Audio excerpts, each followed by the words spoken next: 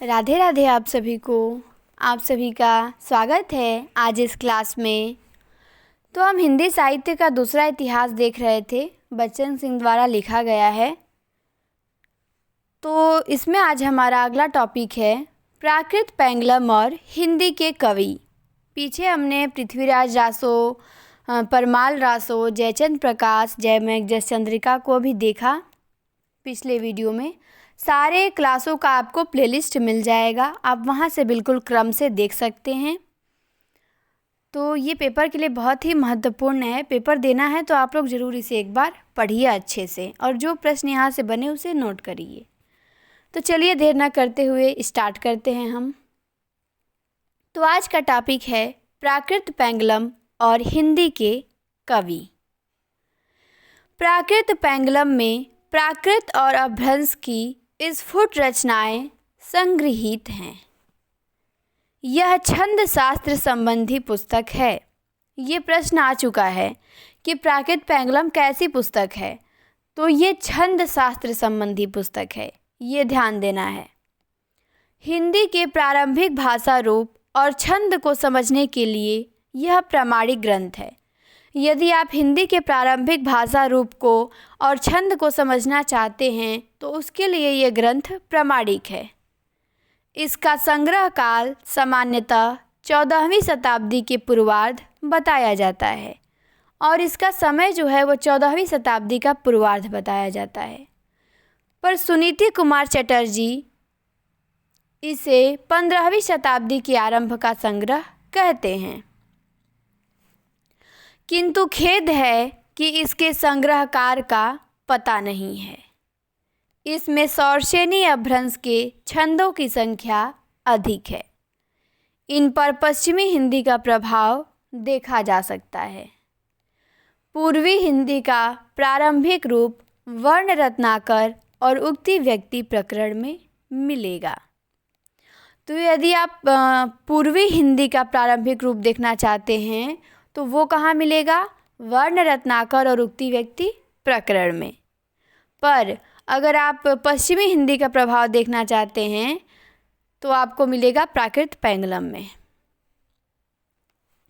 प्राकृत पेंगलम में जिन रचनाओं को संगृहीत किया गया है उनमें से भणिता के आधार पे कुछ ही रचनाकारों के नामों का पता लग पाया है। तो ये भी ध्यान देना है हमें कि प्राकृत पेंगलम में किन किन लेखकों की रचनाएं संग्रहीत की गई हैं। तो है बब्बल है, विद्याधर है, जज्जल है, और यहाँ एक नाम नहीं दिया है सारंगधर। शुक्ल जी में वो नाम दिया है कि प्राकृत पेंगलम में 4 लेखकों की रचनाओं को संग्रहीत किया गया है: बब्बर, विद्याधर, जज्जल और सारंगधर। और हरि ब्रह्मा के नाम ही ज्ञात हो सके हैं। इन कवियों का महत्व भाषा की दृष्टि से भी है और सामाजिक सांस्कृतिक स्थितियों के वैविध्य की अभिव्यक्ति की दृष्टि से भी। समाज के निम्न वर्गों का इतना सटीक चित्रण संस्कृत साहित्य में कम ही मिलता है। इस दृष्टि से बब्बर की संग्रहीत रचनाएं अधिक महत्वपूर्ण हैं। राहुल सांकृत्यायन ने बब्बर को प्रसिद्ध वीर कलचूरी नरेश कर्ण का दरबारी कवि बताया है। तो ये भी हमें ध्यान देना है कि राहुल सांकृत्यायन ने बब्बर को कलचूरी नरेश कर्ण का दरबारी कवि बताया है। उन्होंने काव्यधारा में कुछ उन रचनाओं को भी बब्बर रचित माना है जिनमें बब्बर का नाम नहीं है। इनके बारे में उन्होंने संदेह भी प्रकट किया है कि जिन रचनाओं में बब्बर का नाम नहीं है वह बब्बर की है। इसमें संदेह है, मगर कर्णकालीन जरूर है। किंतु जिनमें बब्बर का नाम है उनके बारे में कोई संदेह नहीं है। संभवतः बब्बर कवि का उपनाम है। और बब्बर जो हैं वह कर्ण की प्रशंसा करते हुए लिखते हैं। क्या लिखते हैं? चल गुज्जर कुंजन तेजी मही, तू बब्बर जीवड़ अज जुड़ही, जई कुप्पी यकड़ नरेंद्र बरा, रड़को हरि को हरबत जहरा। अर्थात हे गुर्जर राज, हाथियों को त्याग कर धरती पर चलो। आज तुम्हारा जीवन नहीं रहेगा। यदि नरेंद्र श्रेष्ठ कर्ण कुपित हो जाए तो युद्ध में कौन विष्णु, कौन शिव और कौन इंद्र। यह प्रशंसा झूठी नहीं है। कर्ण अपने समय का अत्यंत प्रतापी राजा था। पेंगलम विभिन्न वर्णों की आर्थिक स्थिति पर भी प्रकाश डालता है। प्राकृत पेंगलम में छंदों की विवेचना के साथ साथ विभिन्न वर्गों की आर्थिक स्थिति पे भी प्रकाश डाला गया है। और ये वर्ग हैं धनी, निर्धन और उन दोनों के मध्य का वर्ग। किस पे वर्ग प्रकाश डाला है? तो धनी पे, निर्धन पे और मध्यम वर्ग पे। वर्षा ऋतु उसी को सुखकर होती है जिसके पास ऊंची छाजन का स्वच्छ घर हो, विनयशील गृहिणी हो और धन से बड़ा मुद्रा गृह हो। सामान्य किसान तब सुखी होता है जब उसे प्रिय द्वार केले के पत्ते में दूध मिश्रित औगार का भात, गाय का घी, मोयड़ी मछली और नालिच के गुच्छे का साग मिले। तो ये प्राकृत पेंगलम में कहा गया है। ये कथन किस रचना में? तो प्राकृत पेंगलम में क्या कहा गया है कि वर्षा ऋतु उसी को सुखकर होती है जिसके पास ऊंची छाजन का स्वच्छ घर हो। ठीक, तो ये हमें ध्यान देना है। कुछ कविताओं में जिनमें बब्बर का नाम तो नहीं है, पर राहुल जी के मतानुसार वे बब्बर की ही हैं। उसमें गरीबी का मार्मिक चित्रण हुआ है। शीतकाल में जब ठंडी पछुआ हवा चलने लगती है, ओलों की वृष्टि होती है, तो गरीब लोग हाथ पैर समेटकर अपनी पीठ की ओर से आग तापते हुए जीवन निर्वाह करते हैं। इसी तरह एक अन्य छंद में कहा गया है कि निर्धनों के लिए बुद्धि, शुद्धि, दान, मान और गर्व क्या, ये तो उनके पास होती है जिसकी हथेली में विद्युत रेखा के समान द्रव्य नृत्य करता है। मतलब बुद्धि, शुद्धि, दान, मान, गर्व ये सब अमीरों के लिए हैं, गरीबों के लिए नहीं। सामंती व्यवस्था में भी गरीब अमीर थे और पूंजीवाद व्यवस्था में भी हैं। अमीरी गरीबी का यह अंतराल सिद्ध करता है कि उस जमाने में भी कवियों की दृष्टि अनजाने वर्ग भेद पर गई थी। अब आते हैं हमारे विद्याधर और शांगधर। हमने बब्बल को देख लिया, अब हम देखेंगे किसको? विद्याधर और शांगधर को। देखिए शांगधर यहाँ दिया है। विद्याधर जयचंद के दरबारी कवि थे। ये ध्यान देना है हमें कि जो विद्याधर थे वो जयचंद के दरबारी कवि थे। उनके पास कुछ पद्य प्राकृत पेंगलम में मिलते हैं। प्राकृत पेंगलम में 8 छंद हम्मीर से संबंध मिले हैं। और प्राकृत पेंगलम में 8 छंद हम्मीर मतलब हम्मीर रासों से भी संबंधित मिले हैं। शुक्ल उसे जज्जल नामक किसी पात्र की उक्ति मानते हैं और उनका कहना है कि वह शांगधर कृत हम्मीर रासों का ही अंग है। और राहुल जी इसे जज्जल द्वारा रचित बतलाते हैं। यह विवाद निम्नलिखित छंद के आधार पर खड़ा हुआ है। और जो यह विवाद है इसी छंद पे खड़ा हुआ है कि हम्मीर की है पंक्ति, कि जज्जल की है, कि किसकी है।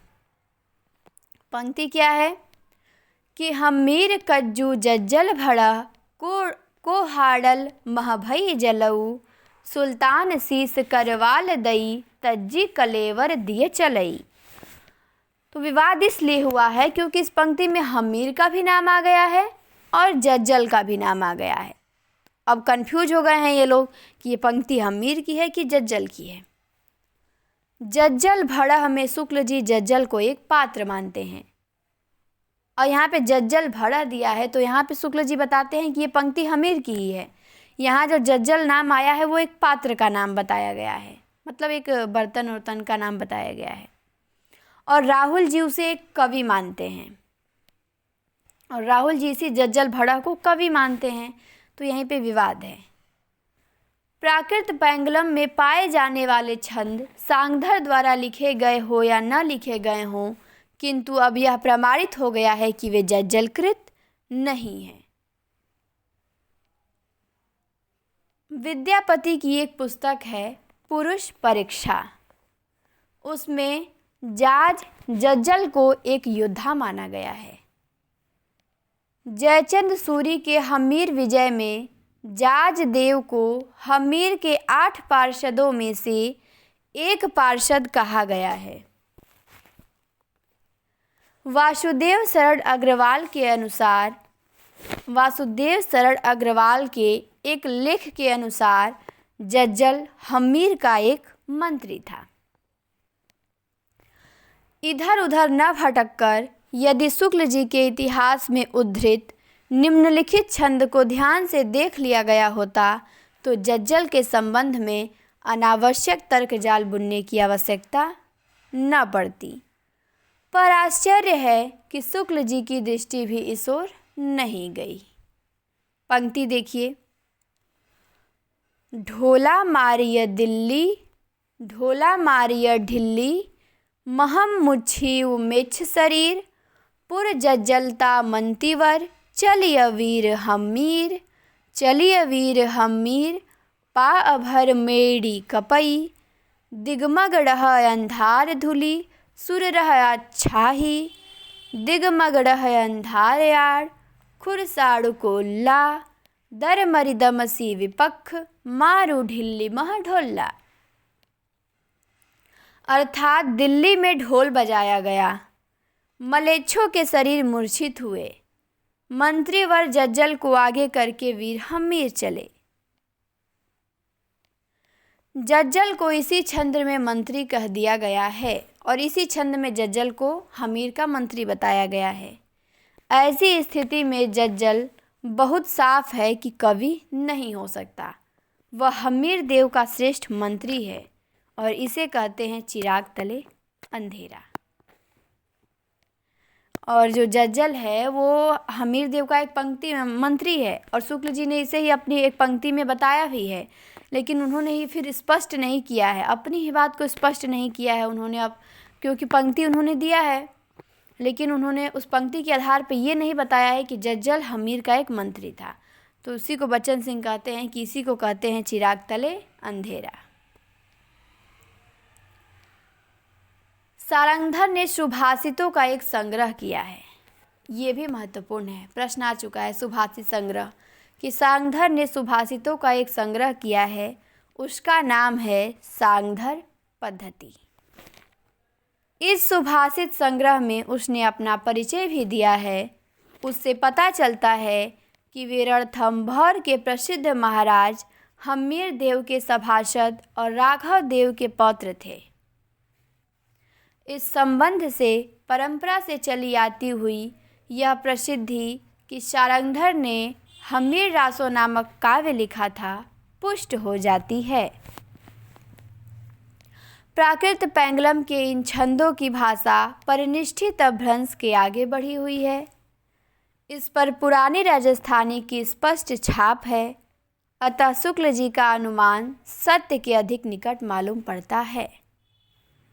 तो ये भी आपको ध्यान देना है कि जो हम प्रश्न ऐसे भी बनता है कि हम्मीर रासों का उल्लेख कहाँ मिलता है, तो हम्मीर रासों के कुछ छंद प्राकृत पैंगलम में मिलते हैं। तो इसीलिए हम्मीर रासों कहाँ से, तो प्राकृत पैंगलम से संबंधित है। आगे आते हैं। हम्मीर और अलाउद्दीन का युद्ध सन 1300 में हुआ था। उस युद्ध में महाराज हम्मीर देव वीरतापूर्वक लड़ते हुए मारे गए। अतः हम्मीर रासों का रचनाकाल 14वीं शताब्दी का मध्य माना जा सकता है। तो हम्मीर रासों का रचनाकाल हम 14वीं शताब्दी का मध्य मान सकते हैं। प्राकृत पैंगलम में तरह तरह के छंद संग्रहित हैं। ये भी ध्यान देना है कि प्राकृत पैंगलम में तरह तरह के छंद संग्रहित हैं, क्योंकि वो छंद शास्त्र का ग्रंथि है जो 11वीं से लेकर 14वीं शताब्दी तक लिखे हो सकते हैं। यदि प्राकृत पेंगलम में पाए जाने वाले ये छंद सांगधर के ही हैं तो उस कुंडलिया छंद का प्रथम प्रयोक्ता माना जा सकता है। कह रहे हैं बच्चन सिंह कि यदि प्राकृत पेंगलम में जो छंद पाया जाया है वो सांगधर का ही है तो हम सांगधर को कुंडलिया छंद का प्रथम प्रयोक्ता मान सकते हैं। चूँकि प्राकृत पेंगलम में 300-400 वर्षों में लिखी हुई कुछ रचनाओं को चुना गया है, इसलिए उसकी भाषा में भी वैविध्य मिलता है। इसके कुछ उदाहरणों की भाषा परिनिष्ठित अपभ्रंश है तो कुछ की भाषा डिंगल और पिंगल का प्रभाव है। 14वीं शताब्दी के अंत तक अपभ्रंश का ढांचा शिथिल हो जाता है और नव्य आर्य भाषाओं का उदय होता है। इसे श्रीधर के रड़मल छंद में ही देखा जा सकता है। 14वीं शताब्दी के आरंभ की रचना है। 14वीं शताब्दी के उत्तरार्ध में विद्यापति ही एक ऐसे कवि दिखाई देते हैं जो एक ओर अवहट्ठ तो दूसरी ओर हिंदी मतलब मैथिली में लिखते हैं। मतलब 14वीं शताब्दी के उत्तरार्ध में केवल विद्यापति ही एक ऐसे कवि थे जो एक ओर अवहट्ठ में भी लिख रहे थे और दूसरी ओर हिंदी मैथिली में भी लिख रहे थे। तो अब हमने प्राकृत पेंगलम को देख लिया। हमारा प्राकृत पेंगलम समाप्त हो गया। अब हम हिंदी के कवि देखेंगे। तो हिंदी के कवि में हमारे पहले दिया गया है विद्यापति को। कौन है?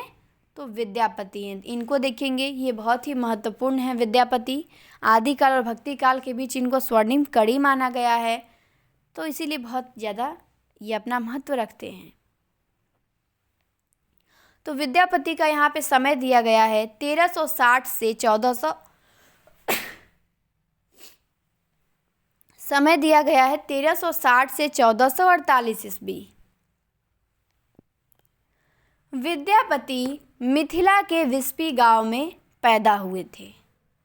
तो विद्यापति का जन्म स्थान मिथिला के विस्पी गांव।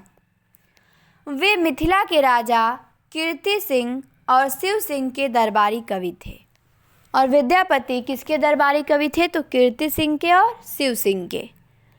उन्हें संस्कृत, अपभ्रंश और मैथिली भाषा का पूरा ज्ञान था। और विद्यापति को 3 भाषाओं का ज्ञान था, संस्कृत का, अपभ्रंश का और मैथिली भाषा का। तो ये भी हमें ध्यान देना है कि विद्यापति की भाषा पूछेगा तो 3 भाषा है, संस्कृत, अपभ्रंश और मैथिली। और ये प्रश्न आ चुका है, अब विकल्प में ये तीनों रखा था तो ये तीनों उनकी भाषा हैं। पर अपभ्रंश और मैथिली के तो वे श्रेष्ठ कवि थे। संस्कृत के भी थे लेकिन संस्कृत के वो श्रेष्ठ कवि नहीं थे, लेकिन अपभ्रंश के और मैथिली के, इन दोनों के विद्यापति श्रेष्ठ कवि थे।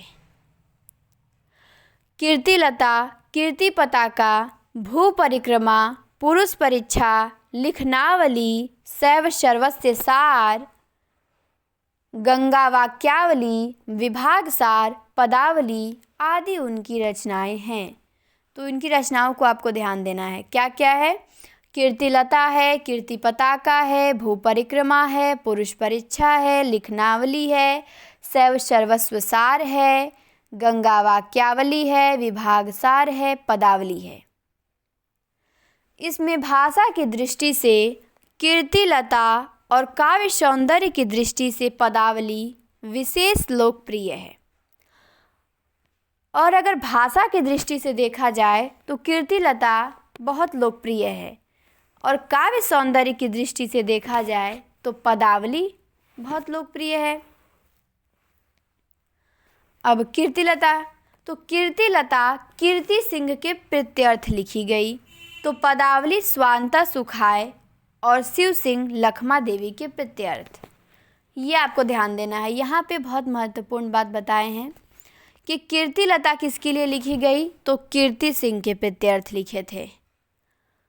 और पदावली किसके लिए लिखे थे, तो पदावली स्वांता सुखाए और शिव सिंह और लखमा देवी के प्रत्यर्थ। तो पदावली स्वांता सुखाए के लिए भी लिखे थे और शिव सिंह और लखमा देवी के लिए भी लिखे थे। तो यहाँ भी ध्यान देना है हमें। एक ओर वे अपभ्रंश या अवहट्ठ में लिख रहे थे तो दूसरी ओर मैथिली में। इससे पता चलता है कि 14वीं शताब्दी के अंत तक अपभ्रंश का स्थान देश भाषाएं ले चुकी थी। देश भाषा में लिखी पहली रचना विद्यापति की पदावली है। यहाँ भी आपको महत्वपूर्ण ध्यान देना है बहुत, कि प्रश्न बनेगा कि देश भाषा में लिखी पहली रचना, तो हम विद्यापति की पदावली बताएंगे। बच्चन सिंह बताए हैं कि देश भाषा में लिखी पहली रचना इनके अनुसार कौन है, तो वह विद्यापति की पदावली है। क्योंकि 14वीं शताब्दी तक जो अपभ्रंश थी वो धीरे धीरे समाप्त हो रही थी और उसका स्थान देश भाषा ले रही थी। अतः हिंदी के पहले कवि विद्यापति ही ठहरते हैं। ये भी ध्यान देना है कि प्रश्न बनेगा बच्चन सिंह के अनुसार हिंदी के प्रथम कवि, तो हम विद्यापति को बताएंगे। ये भी बहुत महत्वपूर्ण है। बच्चन सिंह ने विद्यापति को हिंदी का प्रथम कवि माना है, जबकि सर्वमान्य हिंदी के प्रथम कवि सरहपा हैं। तो आगे आते हैं। हमने विद्यापति के बारे में देखा, अब हम उनकी रचना के बारे में देखेंगे। उनकी रचना है कीर्तिलता। ठीक, तो हम कीर्तिलता के बारे में देखते हैं। कीर्तिलता में कीर्ति सिंह के उन प्रयत्नों का वर्णन है जिनके आधार पर उन्होंने तिरहुत को खोया हुआ राज्य पुनः प्राप्त किया। तो कीर्तिलता में कीर्ति सिंह का वर्णन है। वर्णन मूलतः अतिशयोक्तिपूर्ण और प्रशस्तिपरक है, और वर्णन बहुत बढ़ा चढ़ा के किया गया है और उनकी बहुत प्रशंसा की गई है। फिर भी उन्होंने अपने समय के अंतर विरोध हो राजाओं की नाक के नीचे होने वाले अत्याचारों का यथास्थान उल्लेख किया है। राजा का वर्णन भी किए हैं, वीरता परक का भी वर्णन किए हैं, लेकिन उसके बाद भी उन्होंने अंतर विरोधों का भी वर्णन किया है और राजाओं की नाक के नीचे होने वाले अत्याचारों का भी उल्लेख किया है। कीर्तिलता का महत्व इसी दृष्टि से है, काव्य की दृष्टि से नहीं। कीर्तिलता द्वारा भाषा के बदलाव को भी पहचाना जा सकता है। मिथिला के राजा गणेश्वर को असलान नामक सुल्तान ने छलपूर्वक मार डाला। राजकुमार कीर्ति सिंह बाप की मृत्यु का बदला लेने और तिरहुत राज्य को पुनः प्राप्त करने के लिए व्याकुल हो उठे।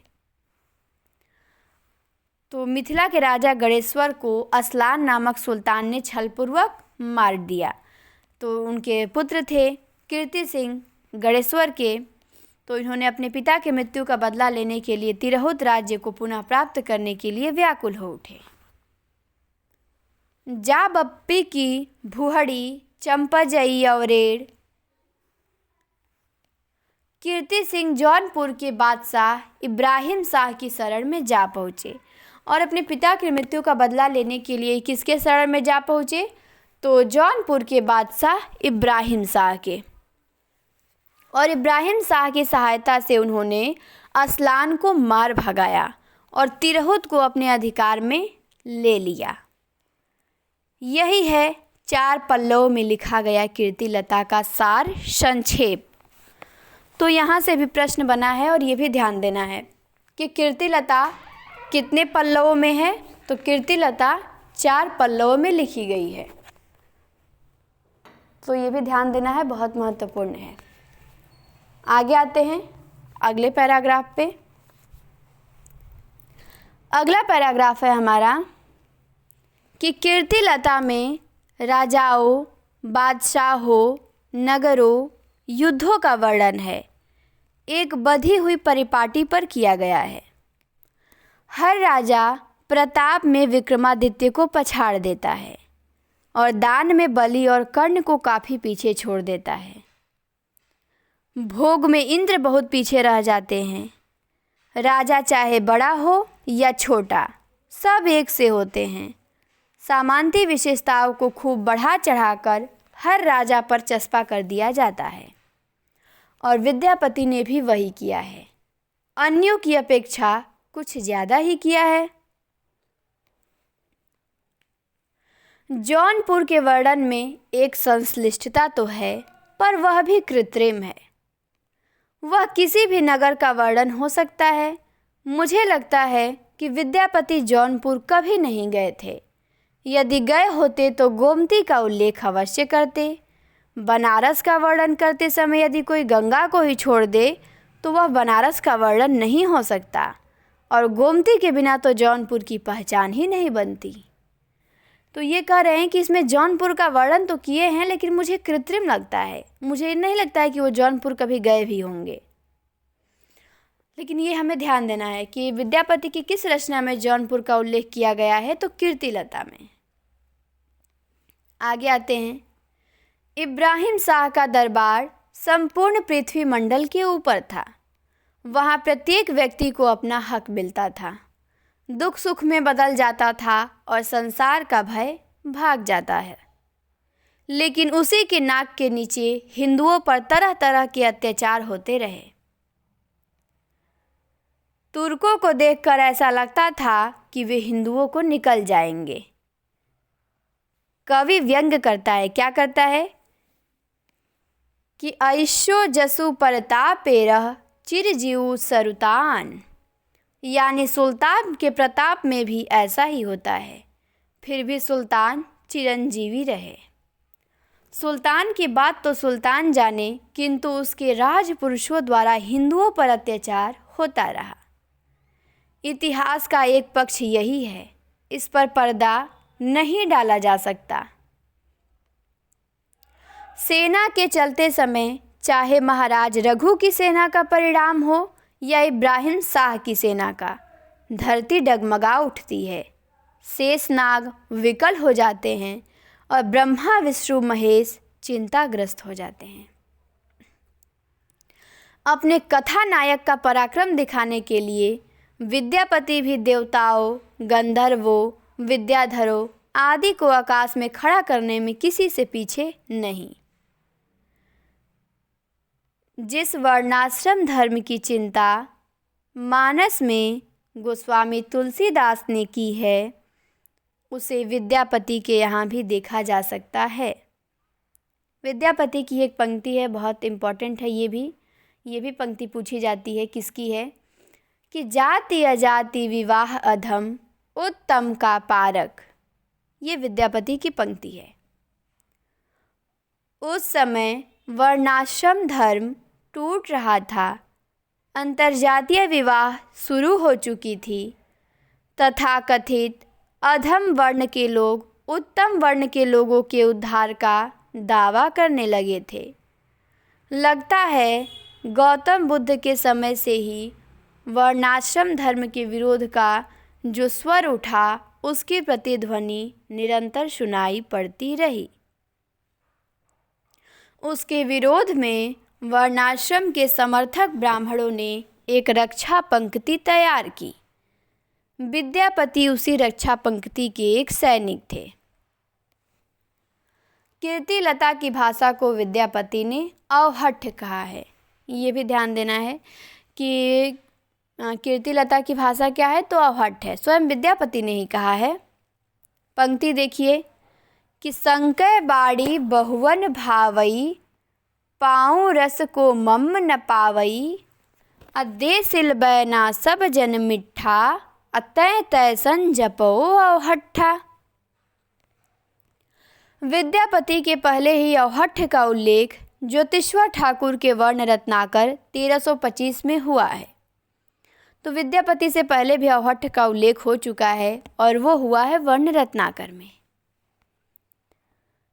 राजसभाओं में जिस खट भाषा का उल्लेख होता रहा है, उसमें एक अवहट्ठ भी थी। अदहमाड़ के संदेश रासक में भी इसका उल्लेख है। प्राकृत पैंगलम के टीकाकार वंशीधर के विचार से प्राकृत पैंगलम की भाषा भी अवहट्ठ ही है। तो ये भी बहुत इम्पॉर्टेंट है। ये भी प्रश्न आप देखेंगे तो यूथ में आपको मिलेगा कि प्राकृत पैंगलम के टीकाकार कौन थे। तो प्राकृत पैंगलम के टीकाकार वंशीधर थे, और इन्होंने प्राकृत पैंगलम की भाषा अवहट्ठ बताई है। अब बात आती है कि अवहट्ठ क्या है। तो अवहट्ठ परिनिष्ठित अपभ्रंश के आगे की विकसित भाषा है। ये परिनिष्ठित अपभ्रंश के आगे की विकसित भाषा है, उसी को हम अवहट्ठ कहते हैं। अपभ्रंश से थोड़ी आगे की विकसित भाषा। कीर्तिलता की भाषा देसिल बैना तो नहीं है किंतु देश्य भाषा के निकट है। कीर्तिलता की भाषा देसिल बैना तो नहीं है किंतु देसी भाषा के ही निकट है। कुछ कुछ वैसी ही है। तैसन तैसन अर्थात तादृश से स्पष्ट है कि अवहट्ठ भाषा के एक नए मोड़ की सूचना देती है, लेकिन वह निश्चित रूप से देश भाषा नहीं है, अन्यथा विद्यापति को तैसन कहने की ज़रूरत न पड़ती। तो यहाँ हमारा कीर्तिलता समाप्त होता है। आगे और अभी हम देखेंगे विद्यापति के बारे में, जब हम हिंदी के जातीय कवि के रूप में भी उल्लेख करेंगे विद्यापति का। ठीक, अभी विद्यापति हमारे समाप्त नहीं हुए हैं, इनको अभी हम हिंदी के जातीय कवि के बारे में भी जातीय कवि के रूप में देखेंगे। हिंदी के जातीय कवि विद्यापति हैं, तो इसके रूप में भी हम इन्हें देखेंगे। अभी चलेंगे थोड़ा लंबा, तो अगला टॉपिक हमारा रहेगा हिंदी के जातीय कवि विद्यापति। ठीक, उसके बाद अमीर खुसरो आएंगे, उनको देखा जाएगा। आदिकाल लगभग हम लोग अब समाप्त करने वाले ही हैं। अच्छा लग रहा होगा आप लोगों को पढ़ के। और फिर आदिकाल समाप्त होगा तो हम लोग भक्ति काल पे आ जाएंगे, उसको भी बहुत अच्छे से समझेंगे। पेपर से पहले हमें इसे ख़त्म करना है। ठीक, तो आप लोगों को समझ में आ रहा होगा, अगर नहीं आ रहा होगा तो बताइएगा। फिर मिलेंगे हम आपसे अगले क्लास में। आज के लिए इतना ही। आप सभी को बहुत बहुत धन्यवाद।